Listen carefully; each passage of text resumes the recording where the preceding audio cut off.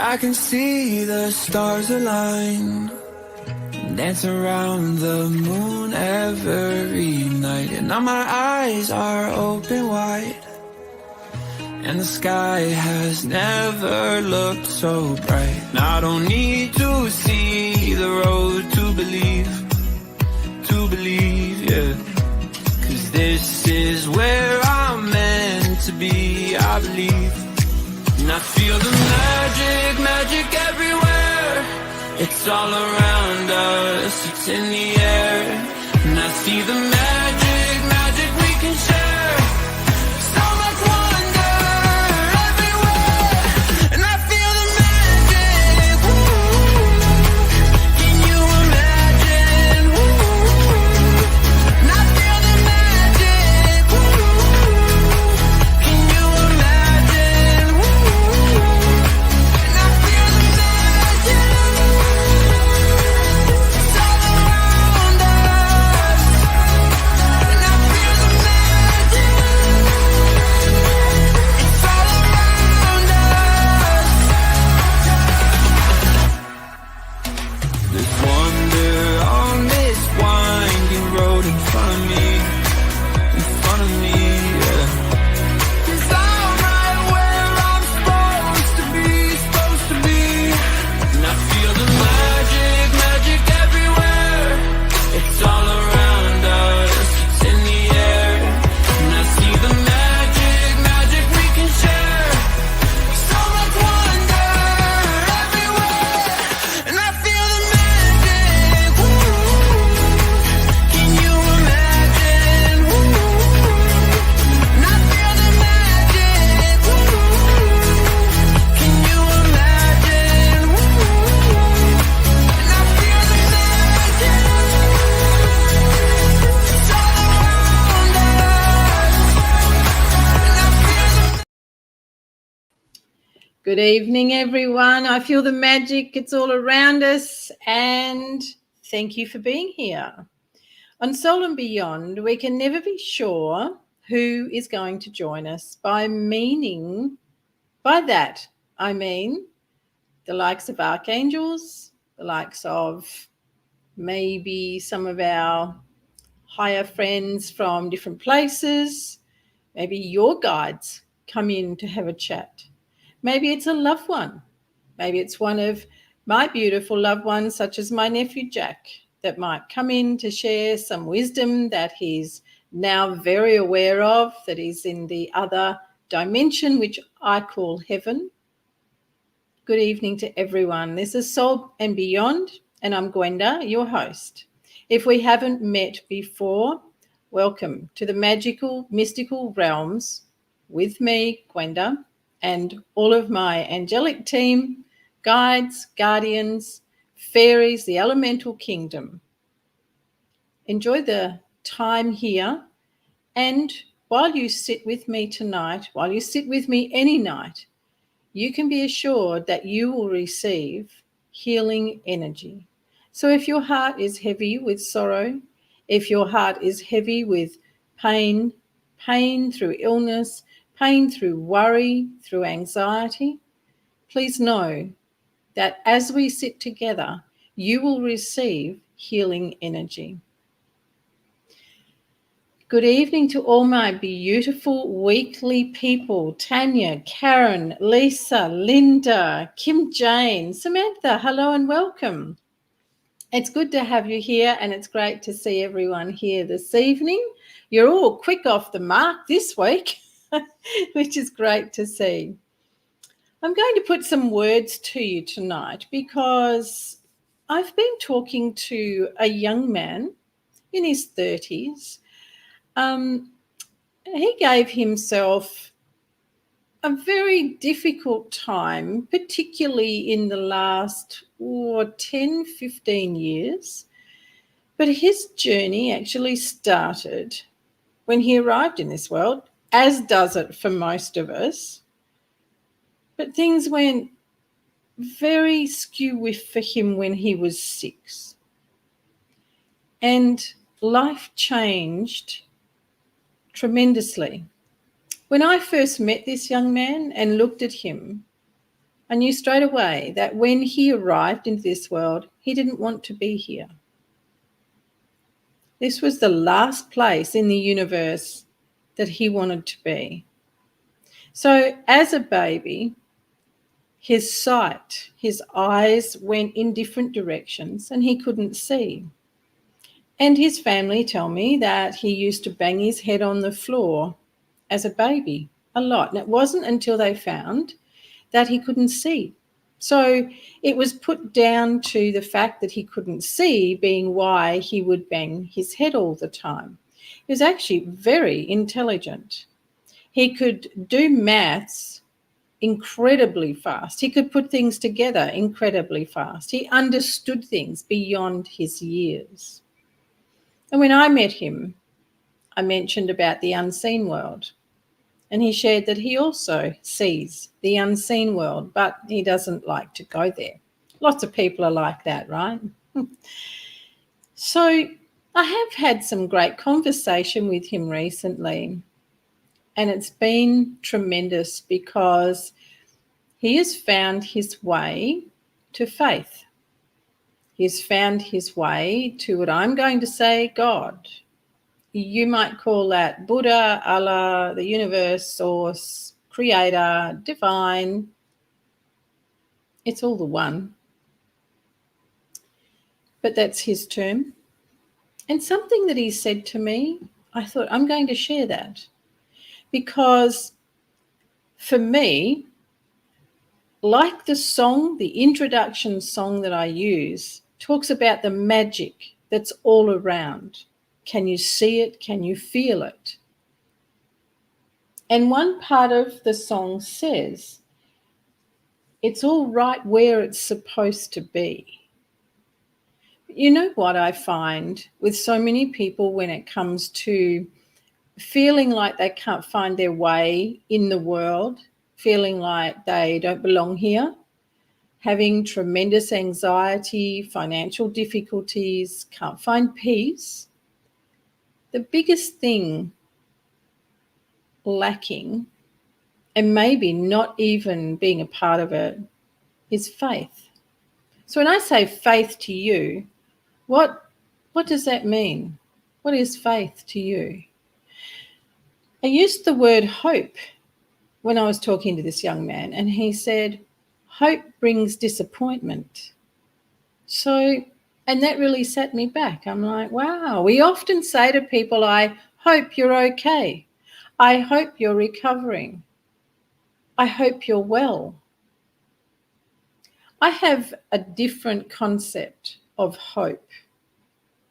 I have unwavering faith, which is why I'm able to do the work I do in divine connection, not only with the divine, but with my own divinity.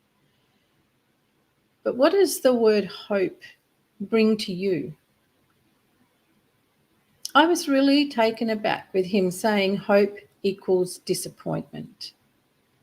So right away in the comments and let me know what your thoughts are. The other thing is healing. Such a lot of people who go on the path to find healing, to be healed, to make their pain go away, or they pray for a loved one to be healed. Healing generally means that you feel better, that whatever is going on in your body or in your mind or your emotions are better. Is that a reasonable catch on healing for you? You know, when you look around and you go for healing, you might start at the doctor's surgery. You might start on medication, which is what happened to that young man when he was 6 years of age. And because of I'm going to say a fatal accident, because he died several times, he was put on dexamphetamines from 6. And unbeknownst to him and his family, the side effects of dexamphetamine take you on a merry path of severe anxiety,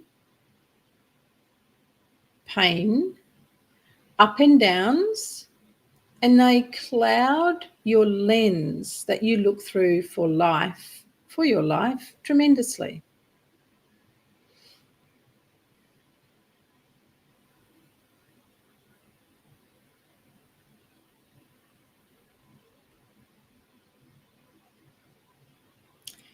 Yeah, yep, Tanya, faith to me is believing in the divine. Hope is to wish. That's pretty good. Pretty good. But how does that feel? How does that feel? As you read that back, or I read it to you, faith to me is believing in the divine. Hope is to wish. What does that feel like? And Karen Mack, I agree, hope feels like a hollow word. Where does that come from, Karen? While I'm talking here, have a little exploration with yourself. Where do you feel that hope has left you stranded? Has left you in a place where this young man also feels it brings disappointment? Oh, were you, Tanya? Well, it's something that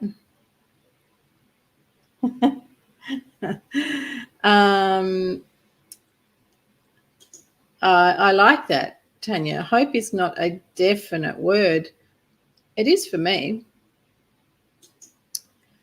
I agree with both of you, Karen and Tanya.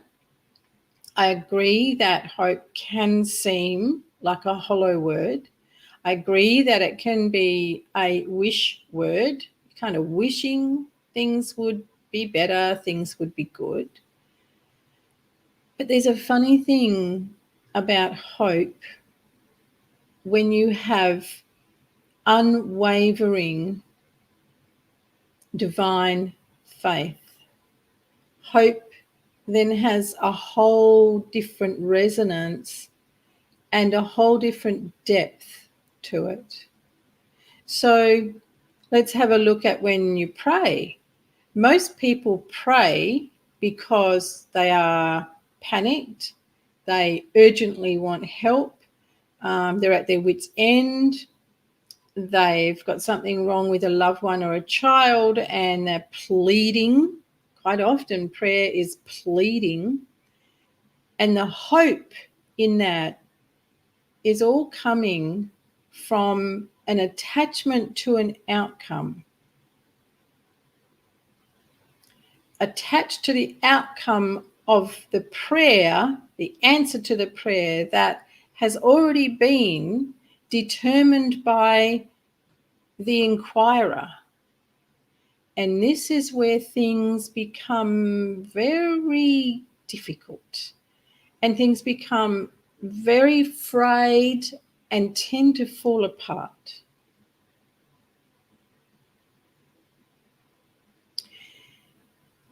When there is unwavering faith and complete union with the divine, hope has a different resonance and it becomes very deep. Hope then becomes a verb. It then becomes a powerful word that is far from nondescript and not being definite. As we know, all words have power, and it is our intention that we put with the words that make the difference. So if I'm saying, I hope that's going to be all right, but behind that, I am worried sick, I'm sure it's not going to work out, I'm sure that, like before, my prayers haven't been heard, haven't been answered. Oh dear. Can you see where my hope is sitting? In that instance, the hope is almost pointless. But it's because of what I've got going on behind the word. How does that sit with you? How do you feel about that?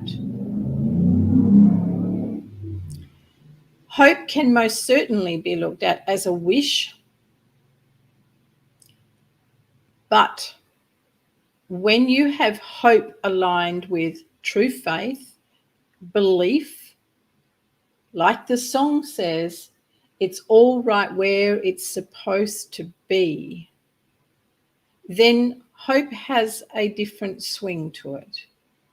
Let's see how you feel about that now. Kim Jane, hope is trusting in myself, putting one foot in front of the other, whereas faith is when those steps are uncertain or on precarious ground. Ooh, Kim Jane, I'd have to revisit that one. Cool, Tanya, cool. Thank you for having the open-mindedness to feel into that and let the guidance guide you rather than the mind. And that was something else I was talking to this young man about, was where the mind gets in the way, as we all know. It's very tricky doing that. Faith is doing one's best, however, surrendering to God. You're getting there, Kim Jane, getting there. And I like that more so than your previous way of putting things forward there. Faith is even higher than doing one's best. Faith is unwavering faith is you know things are going to work out the way they're meant to. They are going to work out according to the divine plan for yourself. The only time that this doesn't happen is when we get in the way. When we have an agenda, when we have a predetermined, this is the outcome I want, when we set a precedent, when we set an expectation. Now, faith and hope, trust and belief all fall by the wayside. They cannot flourish when we have got our mind running the show. Now, you might be saying, well, come on, Gwenda, that's not really, fair, because this, and this has happened in my life. Well, how much introspection have you done on your part in that, in all of those experiences? Nothing happens by itself. Nothing comes your way by itself. You have had something to do with it. So in this young man's case, he now recognizes that because of the way he was looking at his life through a clouded lens created by a reality that was created through the Dexies and other medication, he then saw himself in a reality that was not true. That then led him on a path of illicit drugs. And all the time, it was always about trying to find himself, trying to find his place. Now, something he said that I really want to share with you because of the words that he used, which I just love because it's what we're talking about tonight. Let me just find the note that I wrote about it, because I was like, wow, this could be a great blog and it'll be great on Soul and Beyond. You can't speak with fear and faith in your mouth at the same time. I'm going to say that again. You can't speak with fear and faith at the same time. Can't speak with them in your mouth at the same time. And you definitely can't. You also can't speak faith, trust, belief, hope, when there is anything less running behind the scenes about faith, and in particular about hope. I absolutely love that. You can't speak when fear and faith are in your mouth at the same time. Isn't that awesome? That's right, Daniel. No, you can't.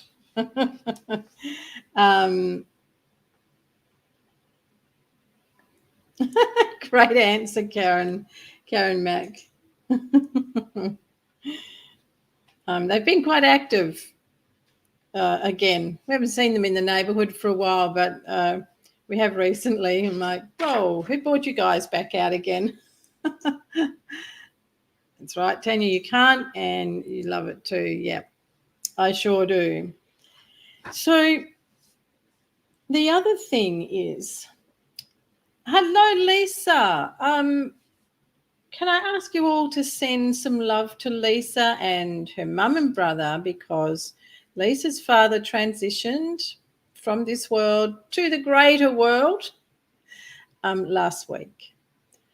So Lisa won't mind me saying he is no longer in pain and he is in a much happier place. But I'd like you to send some love to Lisa, please, and her family. So, higher dimensions. If you want to visit higher dimensions, thank you, Tanya, thank you, Karen,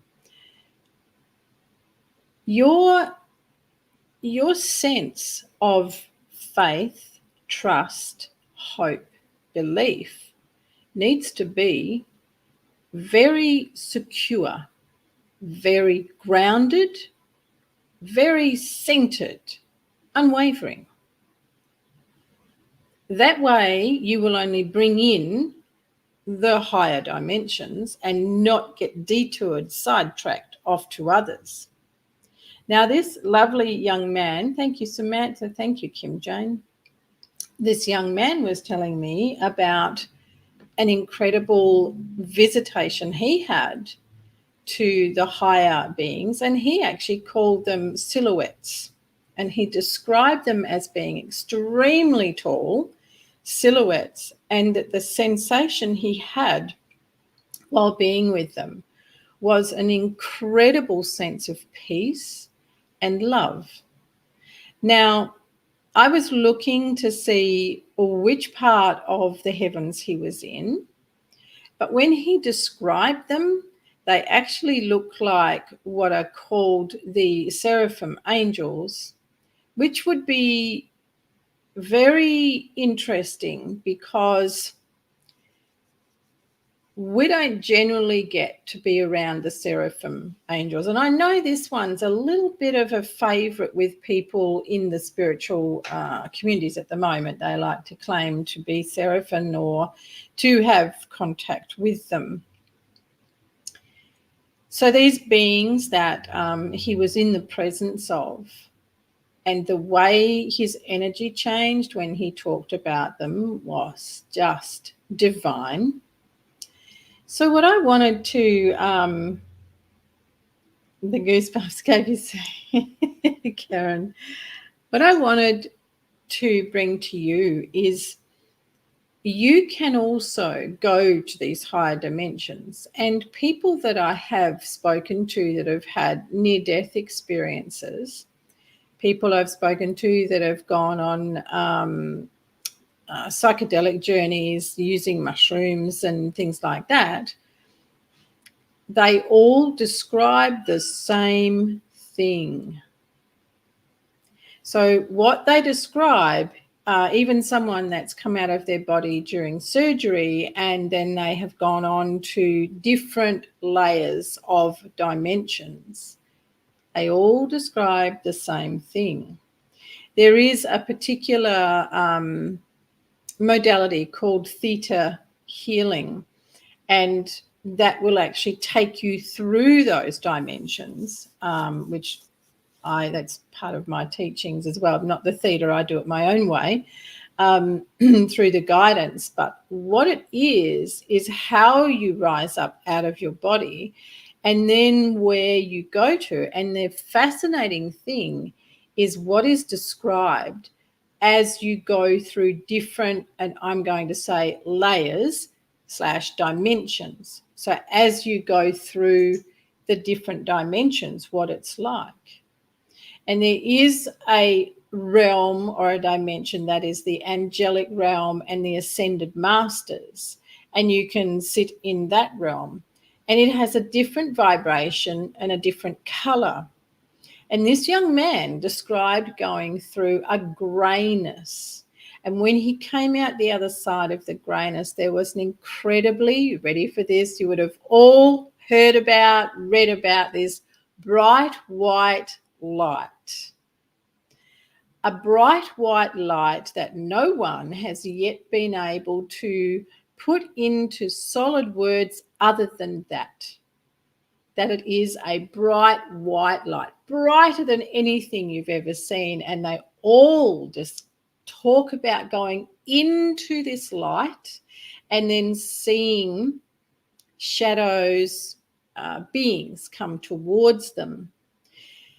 Now, through my experience with people that have had a near-death experience, all of a sudden in that white light, they will be greeted by one being who may even look human, so have a male-female appearance, may look like someone that they recognize, and that being will bring them out of that bright white light and send them back, telling them it's not your time.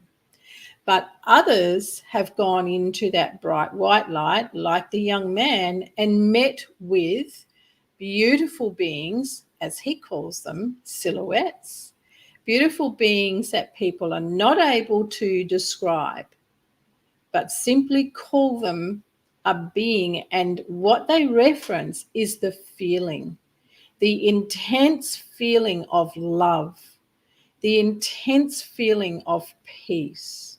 Well, that is the next level up into heaven. So when someone goes there and they're not meant to be there, like people that are doing a ceremony, a psychedelic kind of journey, they are greeted, they are looked after, and then they are returned. Someone who is having a near-death experience may receive incredible healing. And when they come back into their body, they find their recovery is very quick. Now, I saw a call out from a lady tonight, just before I was getting ready for this, and she's asking for prayers. She's in Queensland. She said that she had to have surgery and the surgery didn't go well on a number of organs and that she's now got sepsis. God be with her and all her angels too. The interesting thing was somebody else made a comment and said, use all the mastery techniques that you've been learning.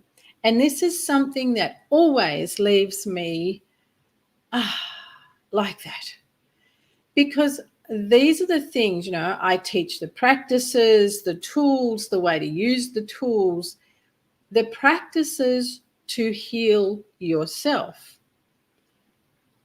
But here we have a lady who is terribly ill, and someone else is having to, and she's reaching out and asking for others to pray for her. My query is, why didn't she go straight to those techniques that she's been learning? Why didn't she go to her soul? And this is always what befuddles me. You see, you have incredible power. You have the divine connection. So that means that you can call upon those beings, those silhouette beings, the angels, the archangels.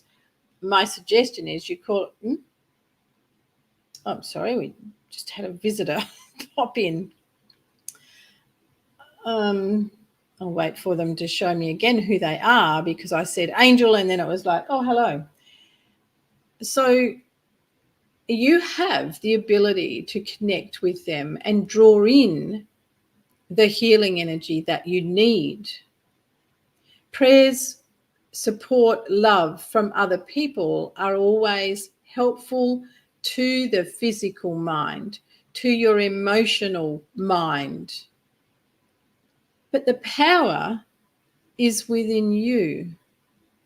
The power is within you and your connection with the divine. Does that make sense? So she reminded me of clients that I've had for years that are still not actually embodying the practices. They go external. Now, as this young man has found, coming to meet God and in particular Jesus, this is what is changing and healing his life. The only way that you can have that connection is through silence. And that may take some training, you to train yourself. And you may also find it beneficial to have someone else that has more wisdom, more experience, who can guide you, who can hold your hand and guide you. But at the end of the day, like that person said to that lady, use the healing techniques that you've been learning, mastering techniques that you've been learning. Whenever we have something drastic, when we're faced with possible death, major injury, fear steps in instead of faith, instead of belief and hope in the way that I described hope earlier.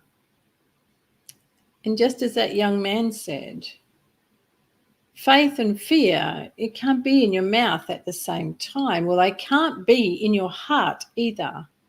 So when you want things to change in your life, when you need maybe more strength to get through something, when you need maybe more courage to overcome a difficult situation with a family member, with a work colleague, go to your heart. Go to God. And you'll find that you have miracles happening around you constantly.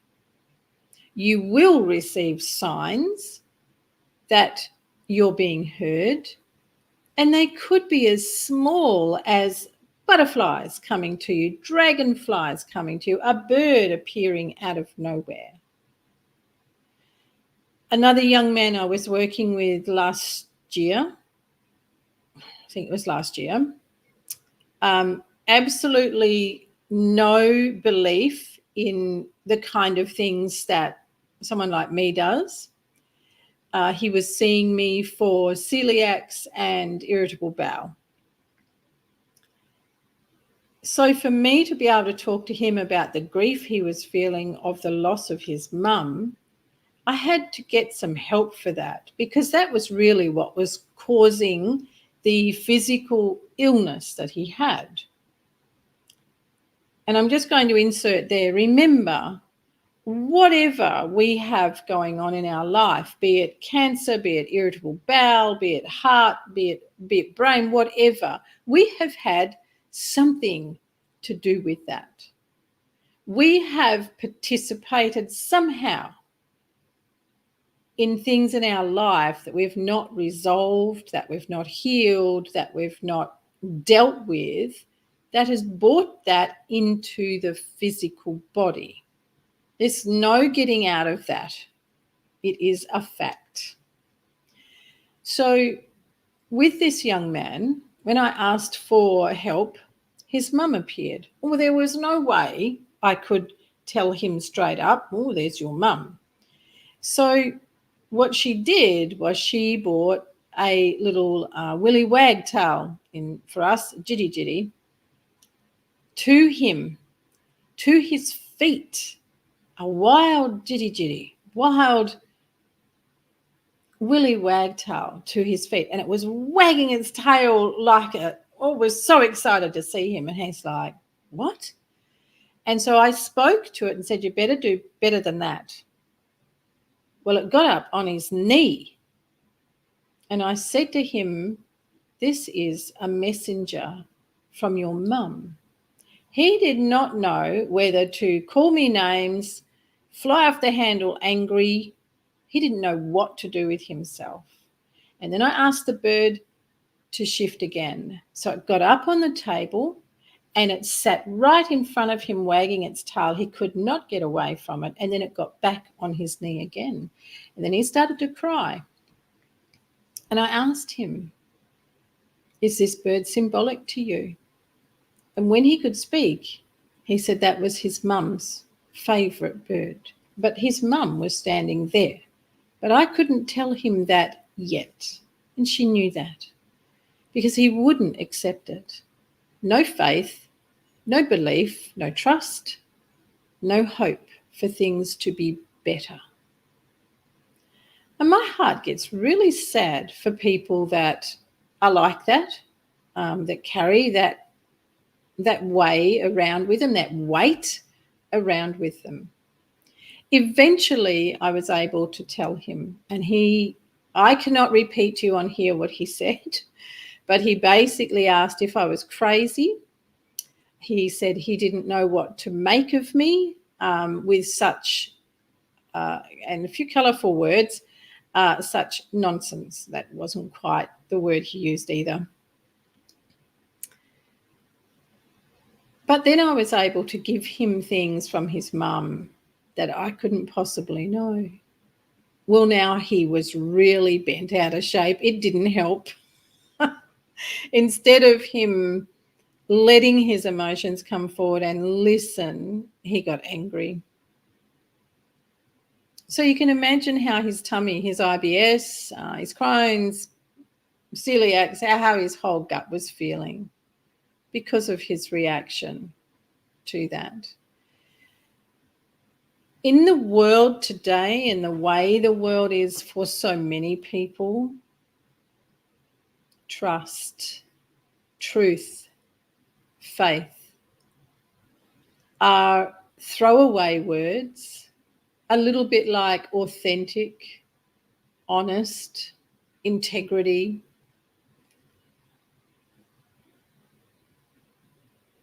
And it's a real shame. In the world today, so many people have more faith in what they hear on the news, what they're told by the government, than what they do in their own heart. And then they wonder why they're in so much pain and why life is so difficult. And it's interesting, always magically interesting, how things appear in front of me. So I have something I'd like to share with you because it was most appropriate to tonight's topic. This lady is talking about why she loves to live near water. And she talks about the energy is so different compared to other places. So every morning she connects with the lake's water while she's swimming. And so she can feel the temperature changing and the cooling effect on her skin. And due to the warm temperatures, she says there's a lot of algae and the local authorities forbade swimming. You can get sick when you swallow it. You may get skin rashes. So what did she do? She changed her swimming technique, not to put her head under the water, and she trusted. She ignored all the warnings and she trusted. What I love how she describes is you should know if something is their truth or your truth. Because when something is tested and proven, it does not have to mean it will also affect you.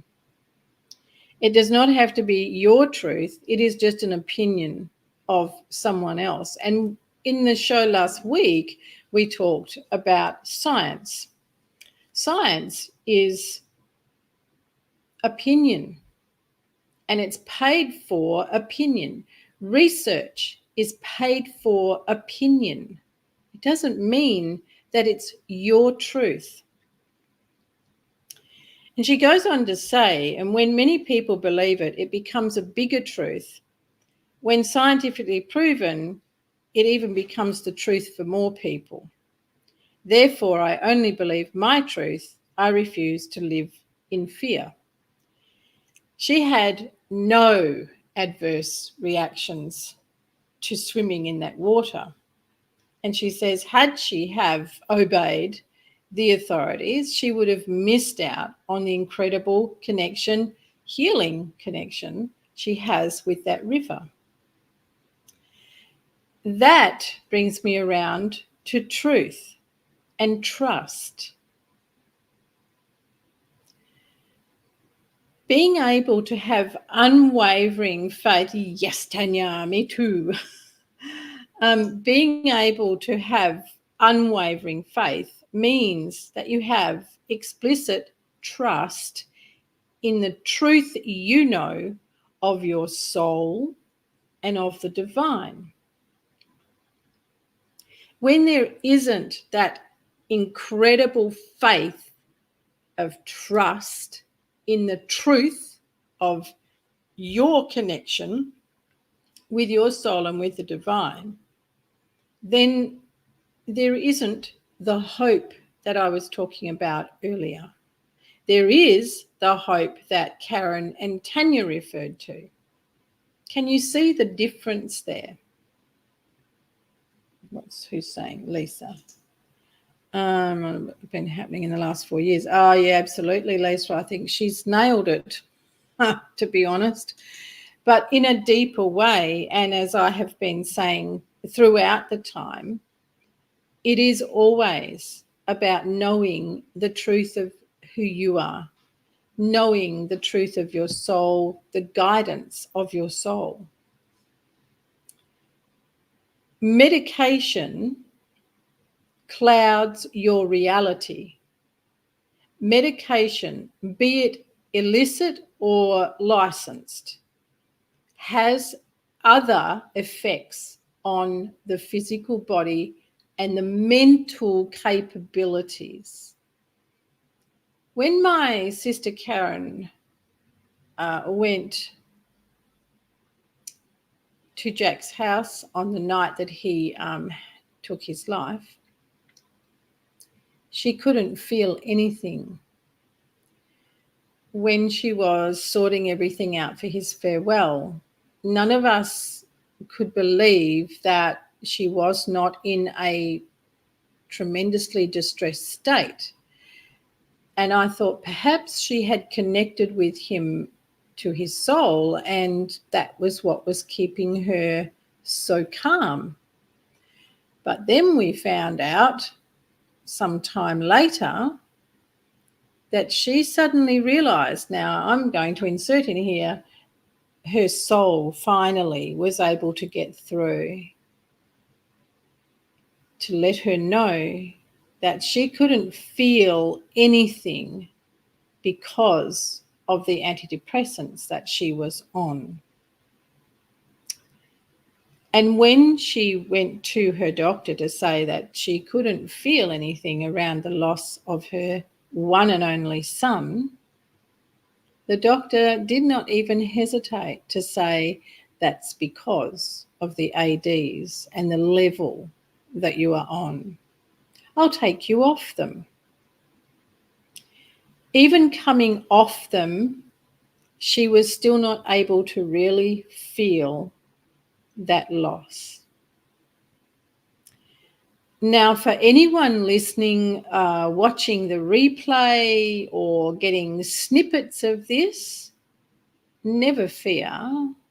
I'm not here to say don't take prescribed drugs or take illicit. I'm here to say there is a far greater power that you have, and it is a truth for everyone. And it's a choice that you make. It's a choice all the time as to whether you align with your soul and with the divine or not.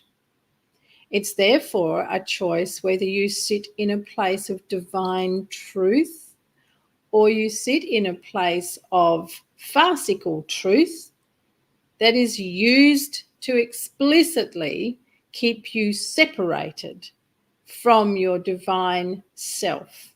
And that's a fact. As the lady said, oh, well, that's Gwenda's truth, and let it be her truth. But I'm going to ask you to let that sit in your heart, not here, but let it sit in your heart and see what you feel. Because it's through our feelings that come from the body that we can get the guidance from our soul. It's through learning the truth that the soul has for you that you come into greater faith, belief, and a whole different experience of hope.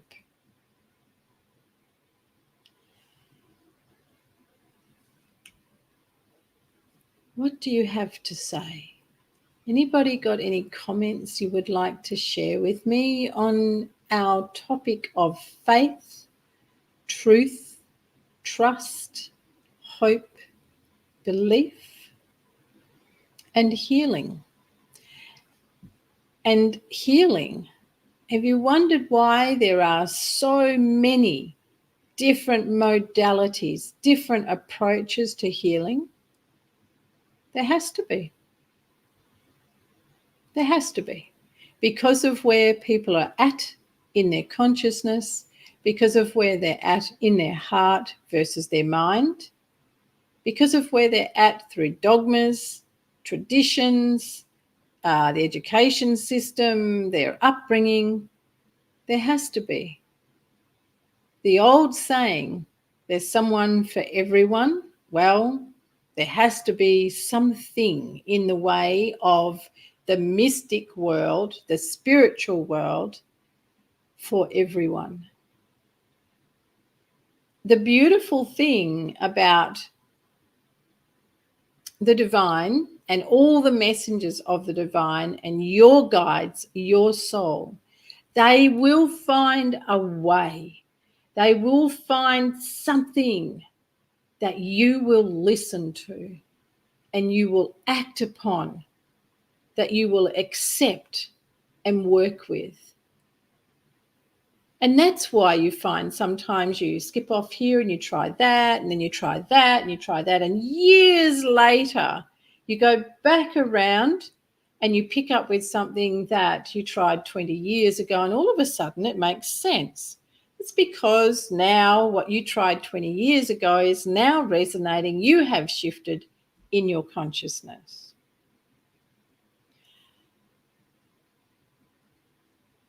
Oh, thanks, Kim Jane. Thank you. I will do that.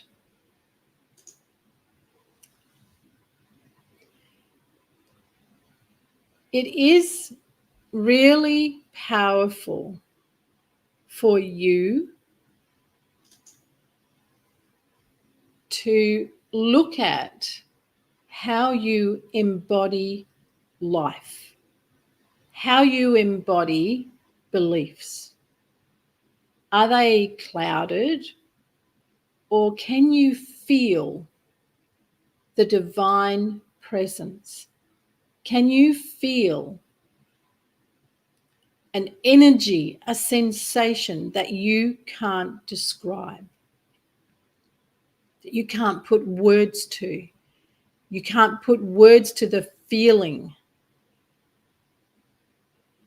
That is when you are in your soul and you are aligned with its infinite wisdom and power, and you have to be fully connected to the divine when you are in your soul.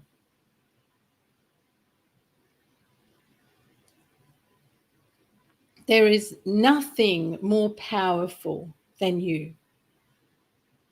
And when you understand, oh, pardon me, I'm just going to itch that out. When you have that connection, that faith, you inner stand because you're aligned and nothing will shift that. It's taken me a lot of years to realize that when I've wanted to help people, it's been because of what I know is possible for them, but they're not ready. And me putting things forward for them, trying to get them to see how they're thinking or help them with how they're thinking, doesn't work and leaves me depleted, and sometimes, or before, would leave me very upset. It took me a long time to realize that I can share practices, experiences, wisdom, till the cows come home. But if who I'm talking to is not wanting that, or is not wanting to change the pain in their life, there's nothing I can do about it.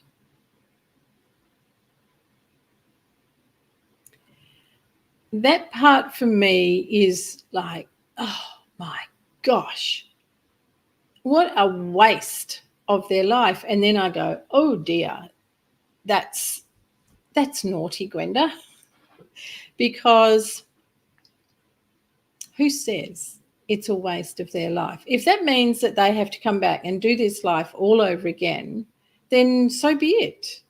The magic is all around us. We're at exactly where we're supposed to be. And that's all there is to it.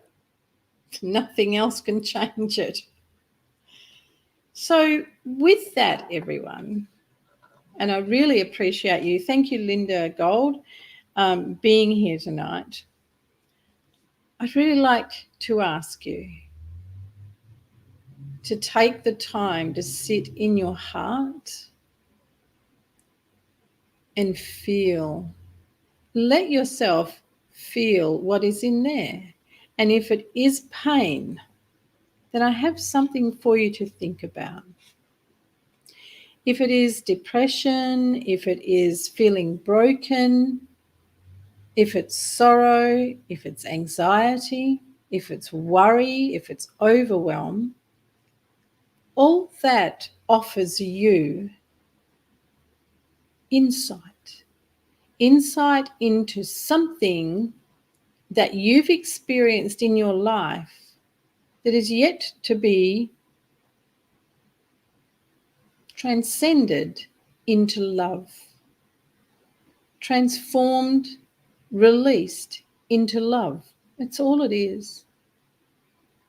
It's not who you are. It is the remnants of a lived experience. But that lived experience is not you.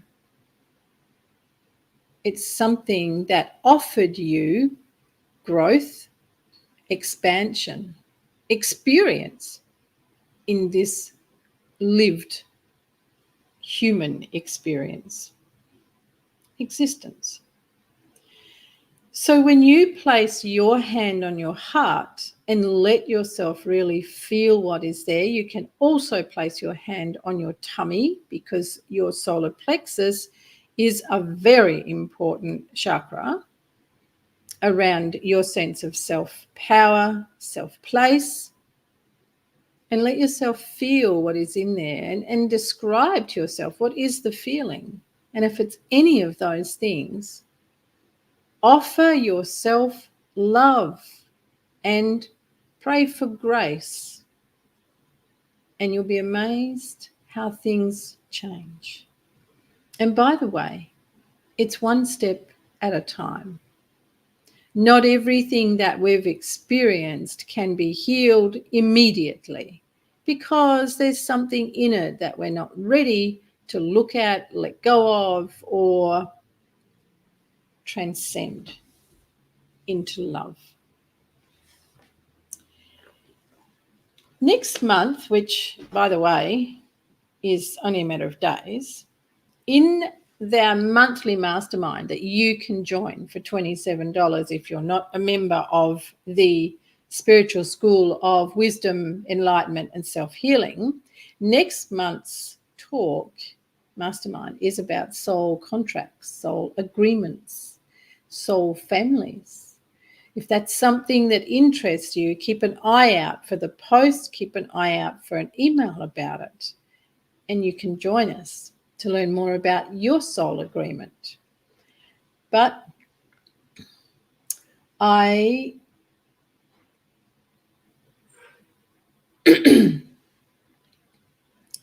hope that you have enjoyed tonight's chat. Lisa, much love to you. And to everyone who's come on this evening, thank you and for your engagement. You've been a little quiet tonight. Perhaps there's been things for you to think about. But I want to read Tanya's comment here, and since she's written it in the chat. I'm wanting to go off all prescribed medications, so booked an appointment, functional medicine doctor. Oh, they do have these fancy terms these days. My doctor asked me the other day, is it the medication? Thank you, Tanya. Is it the medication that is making you feel less anxious? I just couldn't put words to explain at the time. Don't worry about explaining at the time, Tanya. My recommendation to you would be to sit with yourself, as I've talked about tonight, and find what you feel, and then ask your soul to guide you. You won't need the words at the time. When you come to speak to that doctor again, you'll have the words, and it will be divine timing. Lisa, you're welcome. And Linda Gold, pleasure. And Karen Mack. So until next week, everyone, have a blissful, glorious, wonderful time. Make every moment count and take away what we've done this evening to help you. And I thank you, Kim Jane, for your comment to transcribe that talk. I will do that. God bless everyone and much love to you all. See you next week. And Samantha, thanks for being here. Good night.